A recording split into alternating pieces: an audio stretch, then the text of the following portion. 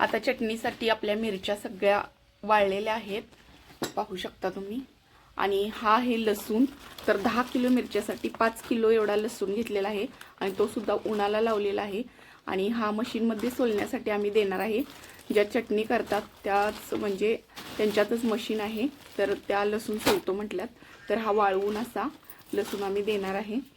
तर आता चटणीसाठी मसाला तुम्ही पाहू शकता, मसाला नीट करून घेणार आहे. तर हे आहेत धणे. धणे माझ्या मते 3-4 किलो असेल आहे ना, 2 किलो धणे आहेत. तर आता ही मसाला पाहू शकता तुम्ही. इथे मेथ्या आहेत. 10 किलोच्या मिरची 10 किलोच्या चटणीसाठी हा मसाला दिलेला आहे त्यांनी. तर हे मेथी, मोहरी, मिरे, जायफळ आहे, हळकुंड आहे, वेलदोडे आहेत चटणीचे. त्यानंतर हे काय आहे, सुंठ आहे, बडीशेप आहे, त्यानंतर जिरे आहेत, लवंग आहे, हिंग आहे. कसलं फुल आहे हे काय म्हणायचं त्याला, दगडी फुल आहे, दालचिनी आहे, खसखस आहे, हिंग पण म्हटलं की हिंग आहे. असे मसाले दिलेले आहेत. इथे आहे तीळ आणि हे 1 किलो जिरे आणि 1 किलो तीळ आणि हे आहे तमालपत्र. तर तुम्ही पाहू शकता हा असा मसाला चटणीसाठी 10 किलो चटणीसाठी त्यांनी हा मसाला दिलेला आहे. तर आता आपण हा नीट करून घेऊन भाजणार आहोत.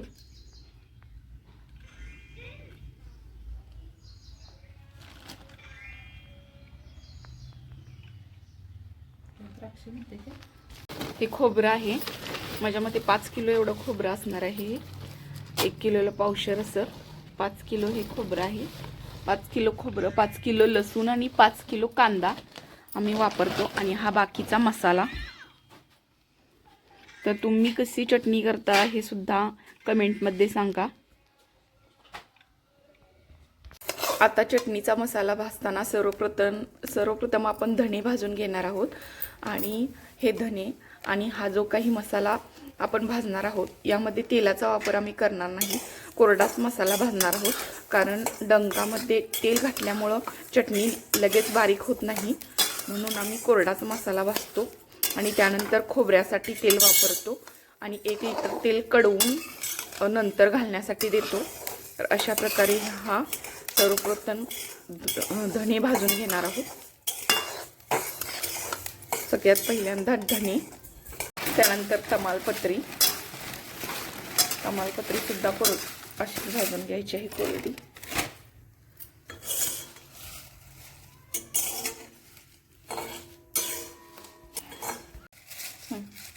हे आहेत तीळ. आता तीळ भाजून घेणार आहोत आपण.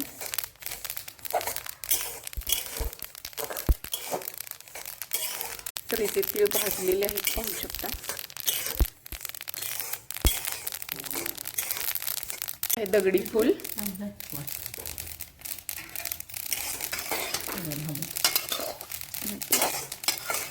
आता हे दगडी फूल सुद्धा भाजून घ्यायचं आहे.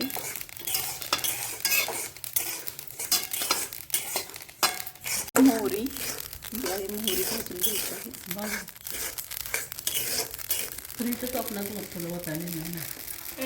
धोंडफूल भाजलेलं आहे.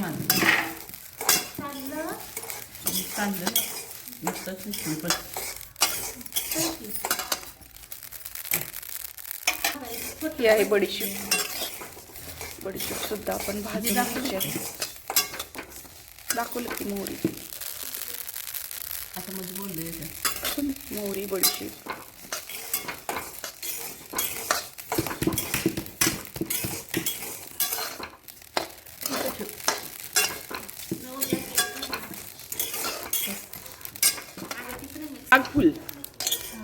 नागफूल हे नागफूल सुद्धा भाजून घ्यायचं अशा पद्धतीने. नागकेशर फूल म्हणायचं, नागकेशर. भाजलं असलं तर भाजले की तर. आता या आहेत मेथ्या आणि हा भरपूर असा कांदा, म्हणजे 5 किलो कांदा आहे. आणि कांदा भाजण्यासाठी वेळ लागतो म्हणून या साईडला आता कांदाच भाजून घेणार आहे. आणि इकडे एक एक मसाला भाजून घेणार आहे. तर हे आहेत मेथ्या, मेथीचे दाणे. तर आता हे सुद्धा आपण भाजून घेणार आहोत. मेथी भाजलेली आहे, तर आता आपण काढून घेणार आहोत.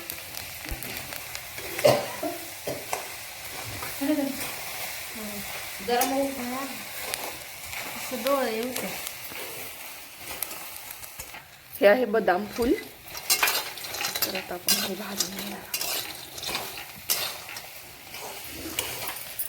कांदा सुद्धा लालसर असा झालेला आहे. आता लालसर होईल त्याचा मोठ्या कढईमध्ये आम्ही तेल घालून भाजणार आहोत.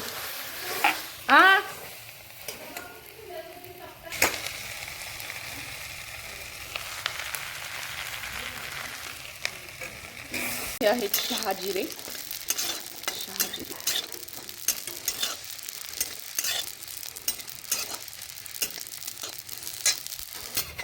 हे आहेत मिरे.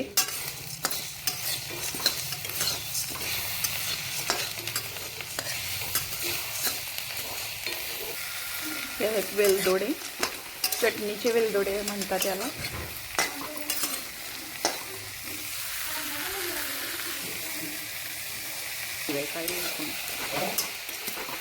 कोण कुठवर जाते इथं बघू बघ.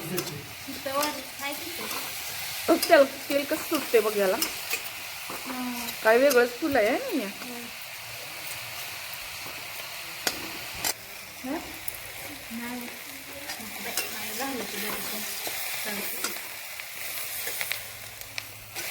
ही आहे लवंग.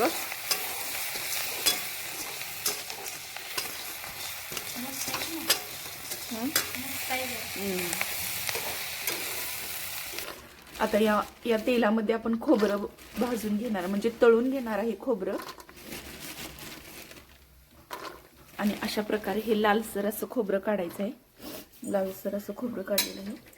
हे खोबरं असं या तेलामध्ये तळायचं आहे. याच तेलामध्ये नंतर आपण जो भाजलेला आहे कांदा तो यामध्येच घालणार आहोत.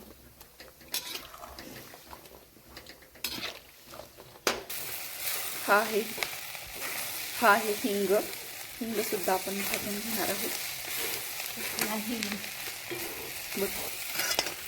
जायफळ,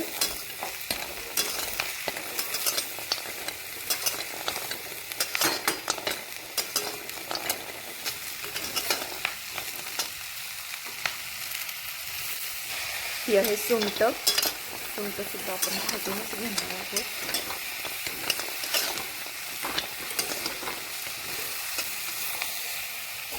ही आहे दालचिनी. आता ही दालचिनी भाजू.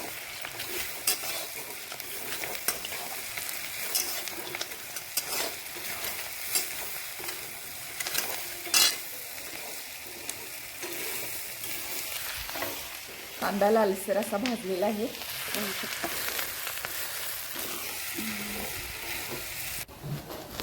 हे आहे हळद. हे आहेत म्हणजे त्याला हळकुंड आहे आणि यालाच आपण म्हणतो सोरेगड्डे. तेलामध्ये हे सुद्धा तेलामध्ये तळून घेतल्यानंतर छोटे छोटे असतात. तर तेलामध्ये खूप मोठे होतात. असे होतात हे. त्यानंतर आहे हिंग. हा सुद्धा आपण तळून घेतलेला आहे. आपण सर्व मसाला भाजून झालेला आहे. हे आहे खसखस.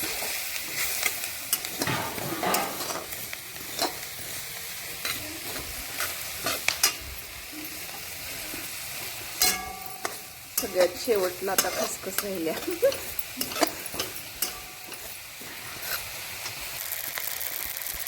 खसखस आता भाजलेली आहे. आता सर्व मसाला इथे भाजून झालेला आहे. आणि हे आहेत जिरे. जिरे काही आपण भाजणार नाही, तर तसेच जिरे घालायचे आहेत. हा मसाला थंड झाल्यानंतर आपण याच्यावरती जिरे घालणार आहोत. तर अशा प्रकारे हा सगळा मसाला भाजून झालेला आहे. आणि कांदा सुद्धा भाजत आलेलाच आहे. आता इथे पाहू शकता कांदा हा मोठ्या कढईमध्ये भरपूर असं तेल घालून भाजलेला आहे. आणि लालसर चॉकलेटी कलरचा असा कांदा झालेला आहे. आणि हे तेल कडवून ठेवलेलं आहे. 2 लिटर एवढं तेल आहे. 2 लिटर एवढं तेल आहे हे. आता हे तेल आपण झाकून ठेवूया. हा कांदा आपण झाकून ठेवायचा आहे.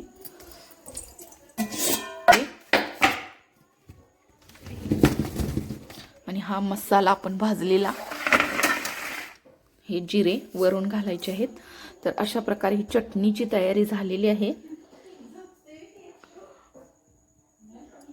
तर लसूण तर आपण आधीच दिलेला आहे.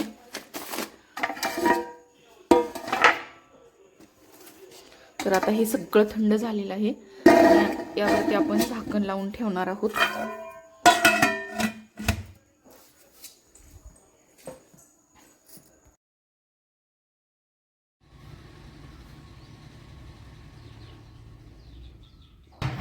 तर हा आहे आपण दिलेला लसूण. तर हा लसूण त्यांनी मशीनवरती सोललेला आहे. खूप छान पद्धतीने लसूण सोललेला आहे हा. आणि हे जे मशीन आहे ते खोबरं आणि लसूण बारीक करण्याचं मशीन आहे. आलं लसूण खोबऱ्याची पेस्ट या मशीनीमध्ये केली जाते आणि सर्व चटणी कुटून झाल्यानंतर ती पेस्ट या चटणीमध्ये मिक्स केली जाते आणि नंतर एकदा डंगामध्ये घातली जाते. तर अशा प्रकारे ही चटणी केली जाते.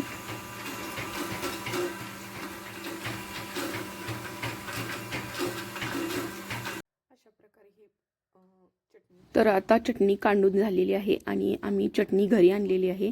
तर ही आहे उपवासाची लाल कलरची चटणी. यात थोडंसंच मीठ फक्त घातलं जातं आणि हा 1 किलोचा म्हणजे बारीक पूड आम्ही केलेली आहे उपवासासाठी.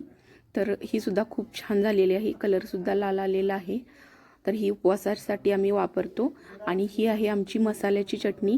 ही सुद्धा खूप छान आणि बारीक झालेली आहे आणि मसालासुद्धा याला सगळा बरोबर झालेला आहे आणि चवीलासुद्धा खूप छान झालेली आहे. तर अशा या 4 ते 5 भरण्या भरलेल्या आहेत मोठ्या मोठ्या. तर अशा प्रकारे ही चटणी झालेली आहे. तर तुम्हाला हा व्हिडिओ कसा वाटला नक्की सांगा व व्हिडिओला लाईक करा, शेअर करा व सबस्क्राईब करायला विसरू नका. धन्यवाद. अशा प्रकारे ही चटणी झालेली आहे, ओली अशी. चव सुद्धा खूप छान झालेली आहे चटणीची.